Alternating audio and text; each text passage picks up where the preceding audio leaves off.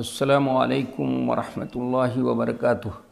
محترم دینی بھائیوں اور بہنوں اور عزیز طالبات، بسم اللہ الرحمن الرحیم وبہ نستعین۔ یہ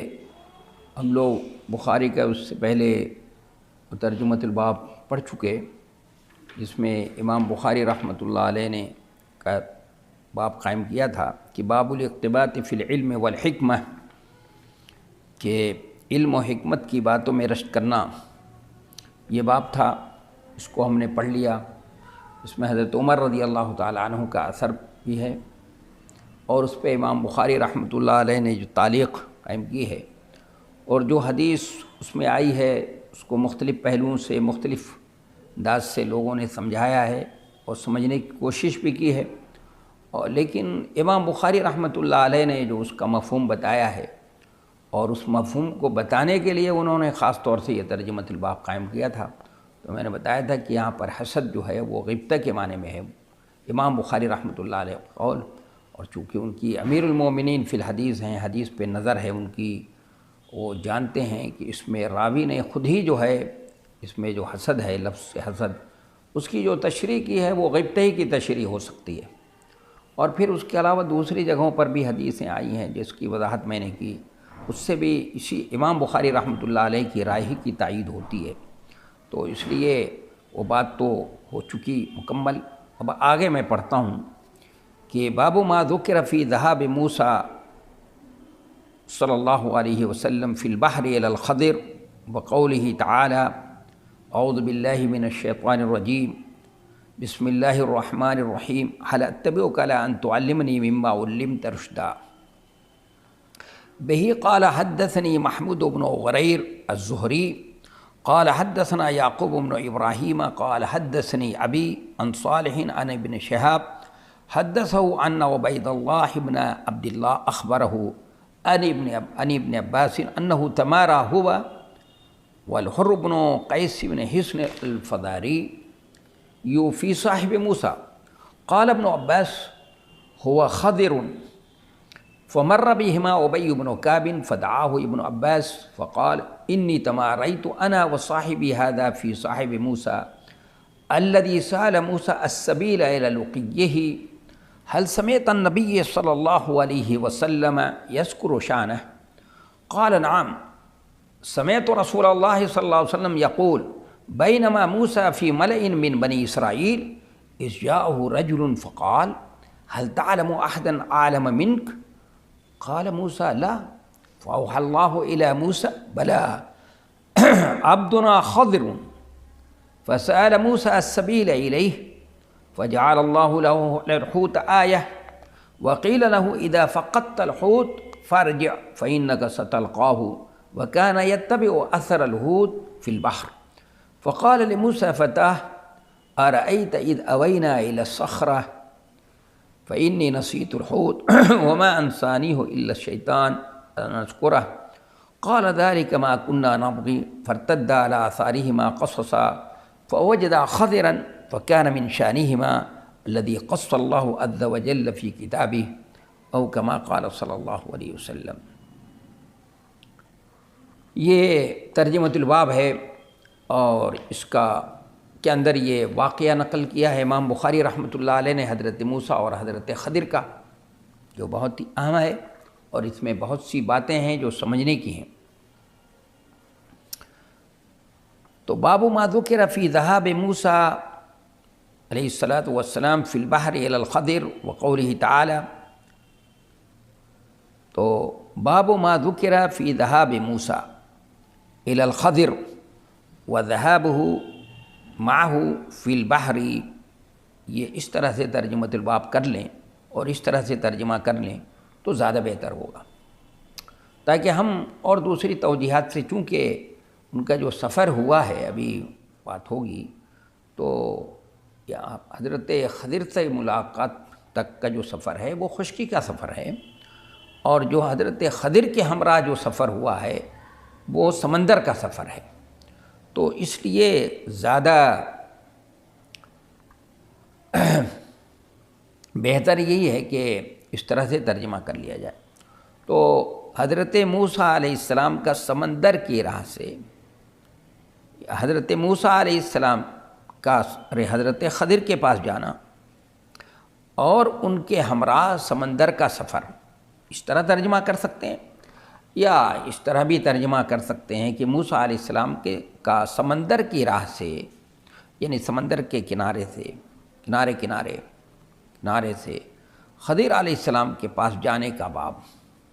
یہ اس طرح بھی ترجمہ کر سکتے ہیں۔ تو اس طرح کر لیں اور اس طرح سے کر لیں، دونوں صحیح ہے۔ اور اللہ تعالیٰ کے اس قول حل اتبعک علی ان تعلمنی مما علمت رشدا کا باب، یہ بھی اس ترجمۃ الباب میں شامل ہے۔ کہا مجھ سے بیان کیا محمد ابن غریر زہری نے، انہوں نے کہا ہم سے بیان کیا یعقوب ابن ابراہیم نے، انہوں نے کہا مجھ سے بیان کیا میرے والد نے، انہوں نے صالح سے، انہوں نے ابن شہاب زہری سے، انہوں نے بیان کیا کہ عبید اللہ ابن عبداللہ نے ان کو خبر دی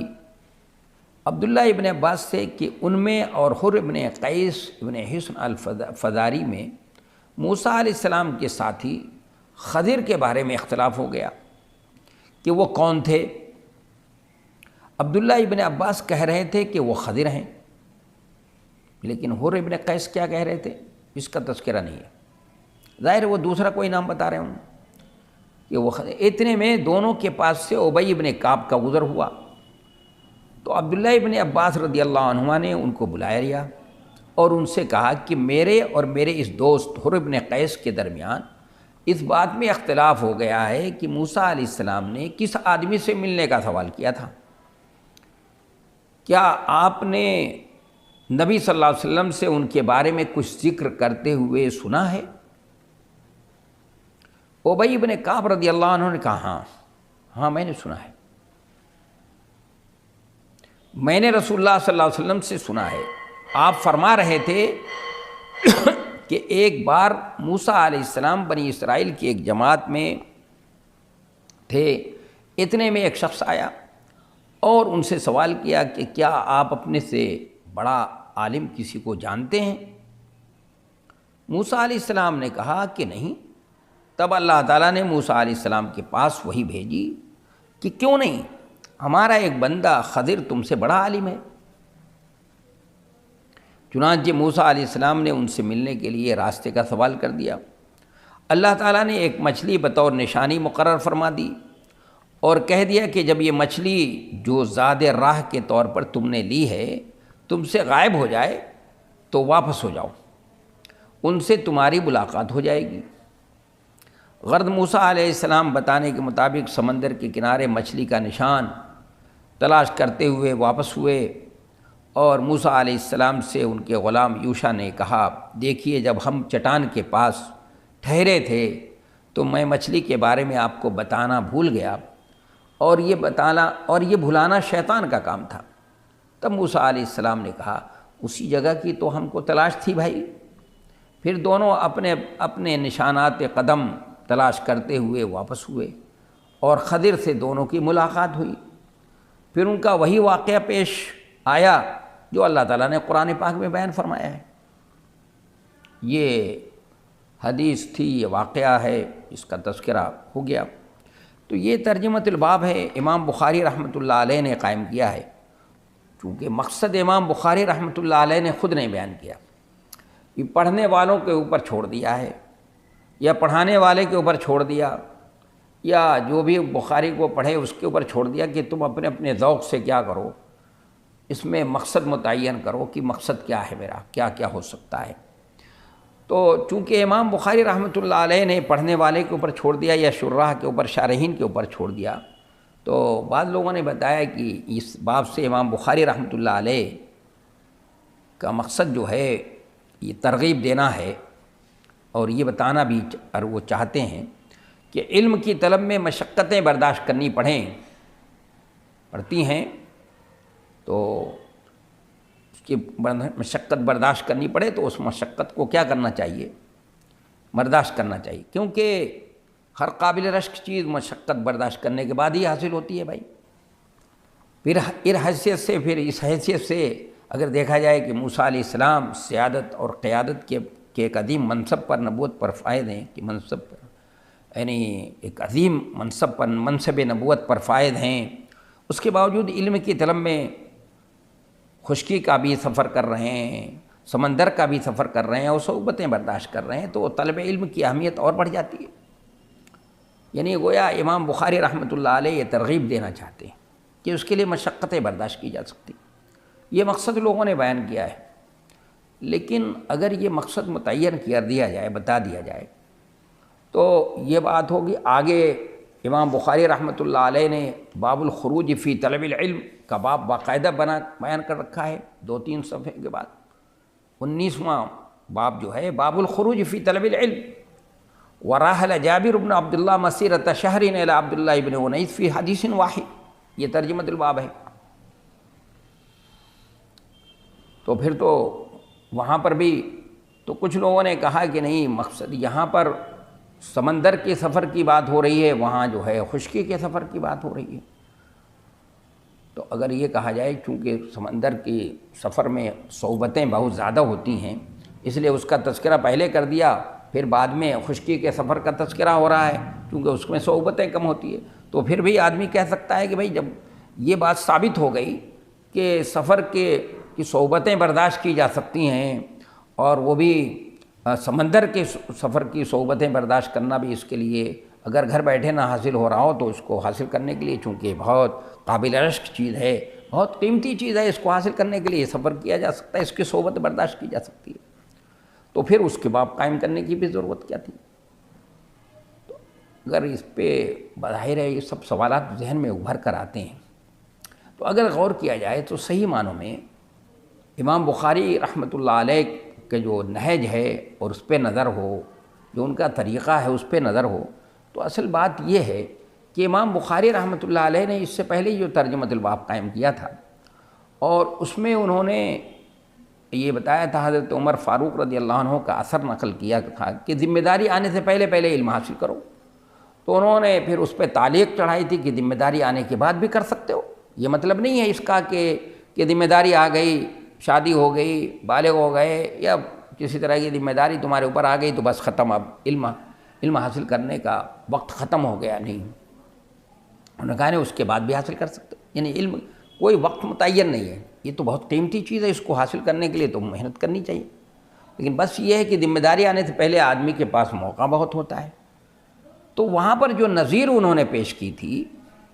وہ نظیر پیش کی تھی صحابہ کرام کی، تو وہاں پر کسی کے ذہن میں یہ سوال ہو سکتا تھا، اٹھ سکتا تھا کہ بھئی یہ جو نظیر پیش کر رہے ہیں امام بخاری رحمۃ اللہ علیہ، نظیر تو اس میں تو آدمی کہہ سکتا ہے کہ صحابہ کرام کو چونکہ جوانی میں، بچپن میں ان کو معلم رشد و ہدایت میسر ہی نہیں،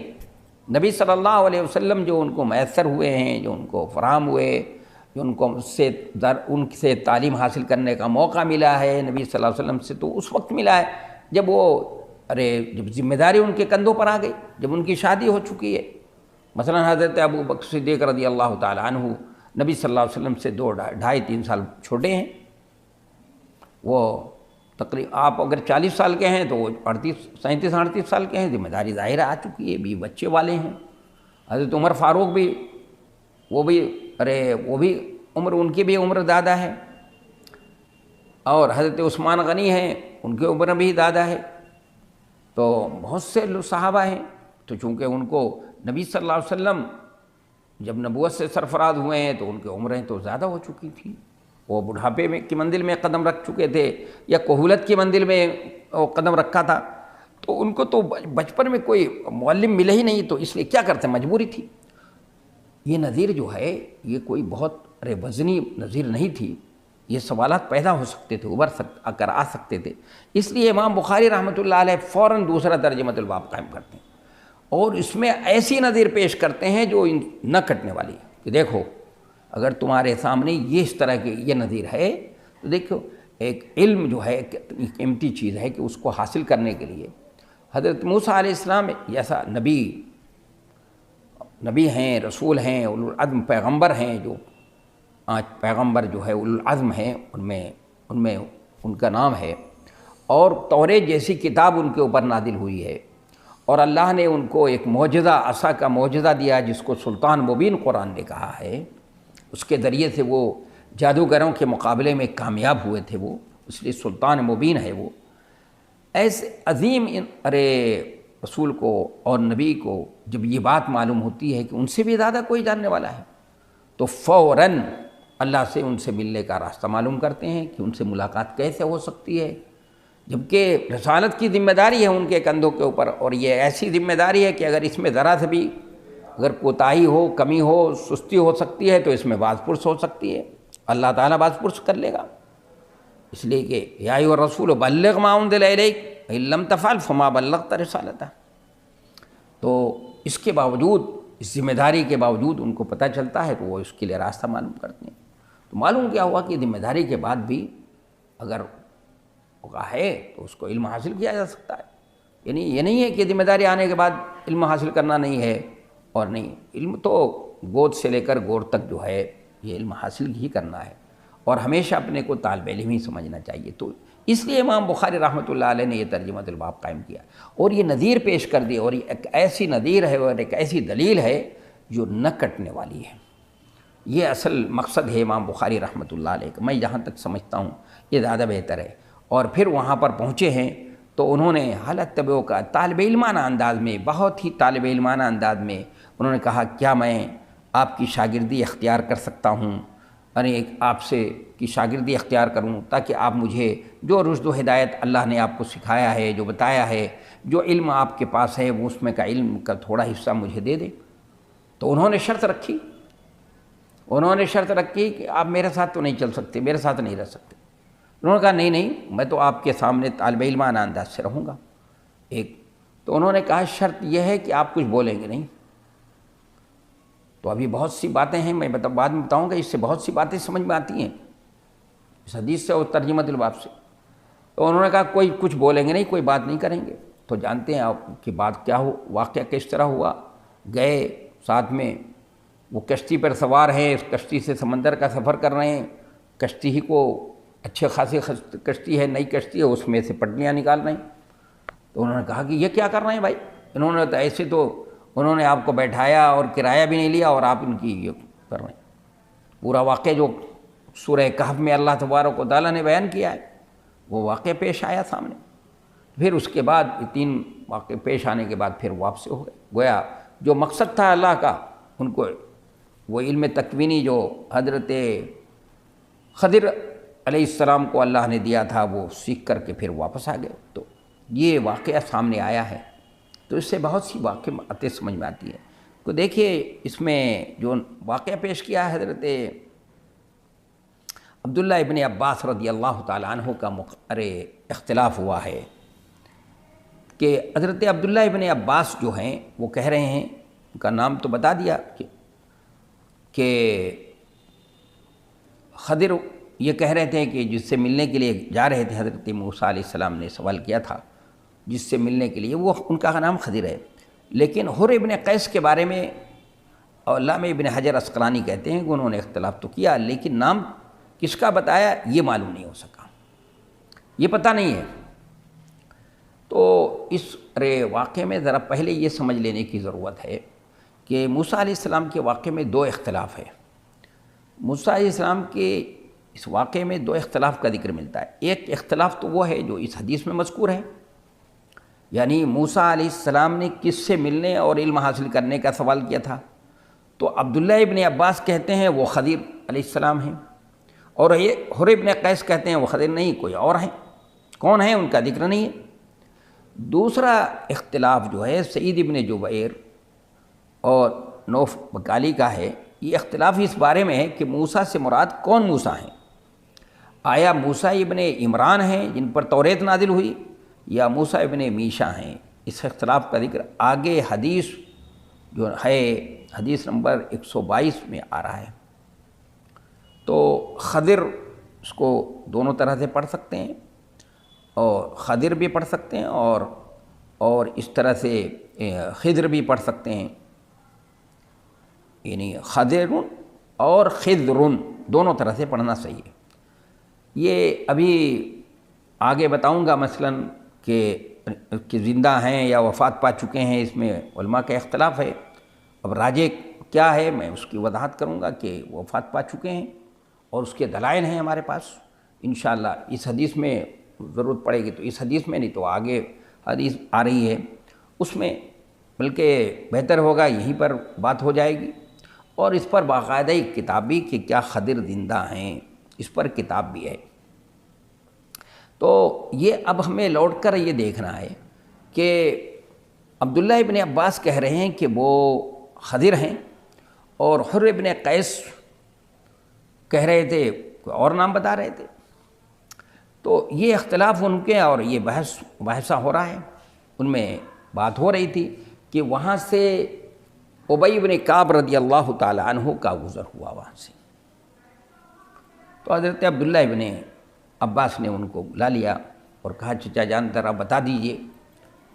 ہمارا اور ان کا جو ہے ہمارے یہ دوست ہیں حر بن قیس، ان میں اختلاف ہو گیا ہے کہ موسیٰ علیہ السلام نے کس آدمی سے ملنے کا سوال کیا تھا، کہ آپ نے نبی صلی اللہ علیہ وسلم سے اگر کچھ سنا ہو، اس بارے میں کچھ ذکر کرتے سنا ہو۔ تو ابی بن کعب رضی اللہ تعالیٰ عنہ نے کہا ہاں، میں ایک بار میں نے رسول اللہ صلی اللہ علیہ وسلم سنا، آپ فرما رہے تھے کہ ایک بار موسیٰ علیہ السلام بنی اسرائیل کی ایک جماعت میں تھے، اتنے میں ایک شخص آیا اور ان سے سوال کیا کہ کیا آپ اپنے سے بڑا عالم کسی کو جانتے ہیں؟ موسیٰ علیہ السلام نے کہا نہیں۔ تب اللہ تعالیٰ نے موسیٰ علیہ السلام کے پاس وحی بھیجی کہ کیوں نہیں، ہمارا ایک بندہ خضر تم سے بڑا عالم ہے۔ یعنی حضرت موسیٰ علیہ السلام نے جو جواب دیا تھا، جواب بالکل صحیح، جو عالم فی الناس، کیونکہ نبی اور رسول اپنے زمانے کا سب سے بڑا عالم ہوتا ہے، اس کو علمی کمال حاصل ہوتا ہے۔ جواب بالکل صحیح تھا، لیکن چونکہ جواب کا جو انداز تھا نا وہ اللہ کو پسند نہیں آیا، تو اللہ تعالیٰ نے فوراً ندی کا راہ بیش بود حیرانی، پریشانی ہوتی ہے ان کو، فوراً گرفت ہو گئی کہ نہیں نہیں ایسی بات نہیں ہے، ہمارا بندہ خضر جو ہے تم سے بڑا عالم ہے۔ بڑی تعجب کی بات ہے۔ تو حضرت موسیٰ علیہ السلام نے ان سے ملنے کا راستہ معلوم کیا، تو اللہ تعالیٰ نے عجیب و غریب نشانی بھی بتائی۔ جیسے یہ عجیب و غریب کہ موسیٰ علیہ السلام سے بھی زیادہ کوئی جاننے والا ہے، اسی طرح ان سے ملاقات کی بھی عجیب و غریب نشانی مقرر فرما دی اللہ نے مچھلی کو، اور کہہ دیا کہ جب یہ مچھلی جو زاد راہ کے طور پر تم لے کر چلو گے، کچھ کھا بھی لو گے، تم سے جب غائب ہو جائے تو واپس ہو جاؤ، ان سے وہیں پر تمہاری ملاقات ہو جائے گی۔ غد موسیٰ علیہ السلام بتانے کے مطابق سمندر کے کنارے مچھلی کا نشان تلاش کرتے ہوئے واپس ہو رہے ہیں، وہ کان یتبع اثر الحوت فی البحر، اگر یہاں گھر سے جانے کے وقت مطلب یہ ہے کہ وہی ڈھونڈ رہے ہیں کہ جہاں مچھلی غائب ہو جائے وہیں پر یہ کر لیں، وہیں پر ان سے ملاقات ہوگی، ٹھہر جائیں۔ اور اگر جو آگے بڑھ گئے ہیں پھر واپس ہوئے ہیں تو مطلب یہ اس کے غائب ہونے کی جگہ کا ڈھونڈ رہے ہیں، یہ مطلب ہو سکتا ہے۔ تو سمندر کے کنارے مچھلی کا نشان تلاش کرتے ہوئے واپس ہوئے، اور موسیٰ علیہ السلام سے ان کے غلام یوشع نے کہا دیکھیے جب ہم چٹان کے پاس آرام ٹھہرے تھے تو میں مچھلی کے بارے میں آپ کو بتانا بھول گیا، اور یہ بھلانا شیطان کا کام تھا۔ تب موسیٰ علیہ السلام نے کہا اسی جگہ کی تو ہم کو تلاش تھی۔ پھر دونوں اپنے نشانات قدم تلاش کرتے ہوئے واپس ہوئے، اور خضر علیہ السلام سے دونوں کی ملاقات ہوئی۔ پھر ان کا وہی واقعہ پیش آیا جو اللہ تعالیٰ نے قرآن پاک میں سورہ کہف کے اندر بیان کیا ہے کہ انہوں نے پھر شرطیں رکھی ان کے سامنے، پھر ان شرطوں کو انہوں نے قبول کیا، پھر گئے ہیں تو کشتی کے ساتھ واقعہ پیش آیا، پھر ایک بچے کو، معصوم بچے کو قتل کر دیا، پھر ایک بستی میں کے اندر دیوار تھی گر رہی تھی اس کو سیدھا کیا، تو پھر اس کو بتایا، سب پہ اعتراض کر رہے ہیں تو انہوں نے کہا کہ پہلے ہی کہہ دیا تھا کہ کچھ بولیں گے نہیں، لیکن آپ بول رہے ہیں۔ تو تیسری مرتبہ جب دیوار میں انہوں نے کے بارے میں جب کہا ہے تو انہوں نے کہا بس بھائی ھذا فراق و بینی و بینک، یہ ہمارے اور تمہارے درمیان جدائی ہے، بس اب جو ہے بس ہو چکی بات۔ تو اس کے بعد انہوں نے بتایا کہ جو کشتی کو میں نے کیوں، تو ارے اس میں سے پٹلے نکال رہا تھا اس کو بھی بتا دیا، معصوم بچے کو کیوں قتل کیا اس کو بھی بتایا، اور یہ بھی بتایا کہ وہ دیوار کیوں سیدھی کر رہا تھا۔ تو یہ پوری تفصیل سورہ کہف کے اندر اللہ تبارک و تعالیٰ نے بیان کر دی۔ تو یہ واقعہ ہمارے سامنے آیا، اور یہ ترجمۃ الباب ہے جو بتانا چاہتے ہیں امام بخاری، میں نے آپ کے سامنے کر دی، لیکن یہ اس سے بہت سی باتیں ہم کو سمجھ میں آتی ہیں۔ بہت سے فوائد جو عملی زندگی کے اندر اس سے ہم فائدہ اٹھا سکتے ہیں۔ ایک تو فائدہ یہ کہ تشدد سے بچتے ہوئے علمی بحث کر سکتے ہیں۔ جیسے آج کل مناظرہ ہوتا ہے، یہ نہیں کہ باقاعدہ کتاب یہاں رکھ دی جاتی ہے، ادھر کتاب رکھ لی گئی اور باقاعدہ اس میں تشدد ہوتا ہے، پھر لڑائی جھگڑے اور پھر خرافات اس میں جانے جاتی ہیں۔ یہ مناظرے کا یہ کی شکل، جدال باللتی ہے احسن کی شکل قرآن نے دو نظیر قرآن میں پیش کیے۔ حضرت ابراہیم علیہ السلام کے اس زمانے کا بادشاہ جو تھا، اس سے کہا انہوں نے کہ میرا رب تو مردوں کو زندہ کرتا ہے اور لوگوں کو جلاتا ہے اور مارتا ہے، میرا رب تو مارتا اور جلاتا ہے۔ تو اس نے کہا میں بھی مارتا اور جلاتا ہوں۔ تو حضرت ابراہیم نے سمجھا کہ یہ مارنے اور جلانے کا مطلب نہیں سمجھ سکا جو واقع پیش آیا ان کے سامنے۔ تو انہوں نے کہا کہ حضرت ابراہیم علیہ السلام نے یہ جدال باللتی ہے احسن کی نظیر ہے۔ حضرت ابراہیم علیہ السلام نے کہا کہ میرا رب جو ہے مشرق سے سورج کو نکال کر لاتا ہے اور مغرب میں ڈباتا ہے، تم ایک کام کرو، آج مغرب سے نکال دو، پچھم سے نکالو تم اور مشرق میں ڈبا دو۔ فبہت الذی کفر، اس نے کفر کیا تھا وہ ہکا بکا رہ گیا، وہ ہکا بکا رہ گیا، اس کو کچھ بھی نہیں، کچھ سمجھ میں نہیں آ رہا ہے کہ کیا کرے۔ تو یہ جدال باللتی ہے احسن کی، اور ایک نظیر انہی کی حضرت ابراہیم کی بھی ہے، دوسری بھی اللہ تعالیٰ نے بیان کی ہے۔ تو لیکن آج ہمارے یہاں جو مناظرے ہوتے ہیں، یہ مناظرہ صحیح نہیں، اس طرح کے مناظرے کے کہیں پر کہیں جواز نہیں ہے، دور دور تک اس کے جواز کی کوئی شکل نہیں سمجھ میں آتی۔ اس حدیث سے بھی تشدد سے بچتے ہوئے علمی بحث کر سکتے ہیں، لیکن تشدد نہیں ہونا چاہیے۔ اور دوسری بات یہ عملی زندگی میں آج کے زمانے میں ہم اس حدیث سے یہ استفادہ کر سکتے ہیں، فائدہ اٹھا سکتے ہیں۔ دوسرے یہ کہ اختلاف کی صورت میں اہل علم کی طرف رجوع کریں گے۔ دیکھیے حضرت عبداللہ ابن عباس اور عہر ابن قیس کے درمیان اختلاف ہوا ہے، انہوں نے ابی ابن کعب رضی اللہ تعالیٰ عنہ کی طرف رجوع کیا۔ معلوم ہوا کہ جب کوئی لڑائی ہو جائے، جھگڑا ہو، کوئی اختلاف ہو، کوئی علمی اختلاف ہے، تو بھائی اختلاف ہو اس طرح کے ہو تو کتاب اور سنت کی طرف لوٹنے کی بات ہے، یا اگر کتاب و سنت کے علاوہ دوسری مسئلہ اسی سے متعلق ہے تو کسی اہل علم کی طرف بھی کیا کیا جا سکتا ہے، رجوع کیا جا سکتا ہے۔ اور تیسری بات یہ کہ خبر سچی ہو تو خبر واحد پر عمل کرنا واجب ہے۔ دیکھیے حضرت ابی ابن کعب نے تنہا بتایا، ہم نے مان لیا، تسلیم کیا سچی ہے خبر، تو خبر واحد پر عمل کرنا جو ہے صحیح ہے، جائز ہے، واجب ہوتا ہے، ضروری ہوتا ہے۔ علم کی طلب میں معلومات سمندر کا سفر کرنا جائز ہے، پوری تفصیل ابھی آئے گی۔ علم کا سمندر کا سفر بھی کیا جا سکتا ہے، خشکی کا سفر بھی کیا جا سکتا ہے، یہ سب اس سفر کی صعوبتیں برداشت کی جا سکتی ہیں۔ خشکی کا ہو سفر، خشک تری کا ہو، سمندر کا ہو، کیا جا سکتا ہے، اس سے یہ بات بھی سمجھ میں آئی۔ اور ایک بات اور سمجھ میں آئی کہ سفر میں زیادہ سفر لے کر جانا چاہیے، زیادہ سفر ضرور رکھنا چاہیے۔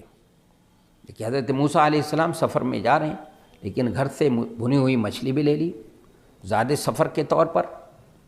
زیادہ راہ کے طور پر بھنی ہوئی مچھلی لے لی، تو اس لیے زیادہ راہ اور زیادہ سفر ضرور رکھنا چاہیے۔ اور تیسری بات اور مزید یہ بات بھی سمجھ میں آئی کہ ہر حال میں تواضع اختیار کرنا چاہیے، خصوصاً طالب علم میں۔ حضرت موسیٰ علیہ السلام سے جو چوک ہوئی ہے، جو غلطی ہوئی، کیا ہے کہ انہوں نے کہا ہے مجھ سے زیادہ جاننے والا کیا ہو سکتا ہے؟ نہیں، یہ چیز اللہ کو پسند ہے۔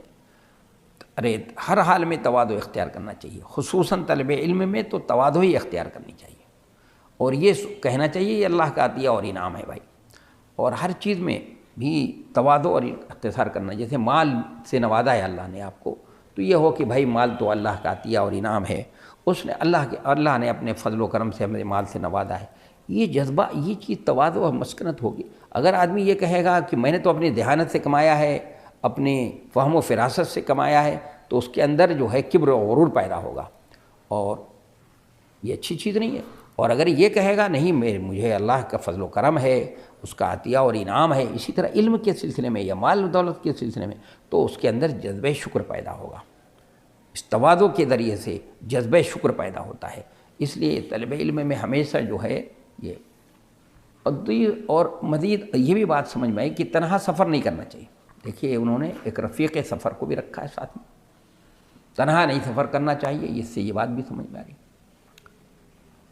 اور اس سے یہ بات بھی سمجھ میں آئی کہ سلام کرنے کا حق آنے والے پر ہے، آنے والے کے اوپر ہی ہے کہ سلام کرے وہ۔ اور ایک بات یہ بھی سمجھ میں آئی کہ اپنے علم پر کبھی ناز نہیں کرنا چاہیے۔ حضرت موسیٰ علیہ السلام کو اپنے علم پناہ ہوا، اللہ تعالیٰ نے فوراً کہا کہ نہیں بلا ان عبدی خضر، میرا ایک بندہ ہے، کیوں نہیں ایسا ہے۔ اور یہ بھی بات سمجھ میں آئی کہ اگر شرط پوری نہ کی جائے، اداروں میں داخلے کے لیے شرطیں لگائی جا سکتی ہیں، یہ بھی اس واقعے سے بات سمجھ میں آئی کہ اداروں میں کالجوں کے اندر، اسکولوں میں جو شرطیں لگائی جاتی ہیں، داخلے کے لیے شرطیں رکھی جاتی ہیں، تو یہ شرطیں بھی لگائی جا سکتی ہیں۔ اور یہ بات بھی سمجھ میں آئی کہ اگر شرط پوری نہ کی جائے تو طالب علم کو ادارے سے خارج بھی کیا جا سکتا ہے۔ دیکھیے حضرت موسیٰ علیہ السلام کو خارج کر دیا انہوں نے، کہا بس بھائی، بس اب ادارے سے اب کوئی اخراج کیا جا رہا ہے۔ اور یہ بات بھی سمجھ میں آتی ہے کہ اللہ تعالیٰ نے انبیاء اکرام کو مختلف علوم سے نوازا تھا۔ موسیٰ علیہ السلام کو علم شریعت تھا، اور خضر علیہ السلام کا علم تکوینی تھا۔ اور طلب علم کا شوق، ایک نبی اگر یہ شوق رکھتا ہے تو امت کو تو بدرجہ اولیٰ رکھنا چاہیے۔ والدین کی نیکی اولاد کو فائدہ پہنچاتی ہے، وَكَانَ أَبُوهُمَا صَالِحًا۔ اور بھی کچھ باتیں اس میں رہ گئی ہیں، انشاءاللہ آئندہ درس میں انشاءاللہ یہ بات آئے گی کہ کیا حضرت خضر زندہ ہیں یا ان کا اس دنیا سے انتقال ہو چکا ہے، اور وہ کون ہیں، انسان ہیں، فرشتے ہیں، کون ہیں، ان پہ انشاءاللہ بحث ہوگی آگے والے درس میں۔ وما توفیق الا باللہ، والسلام علیکم۔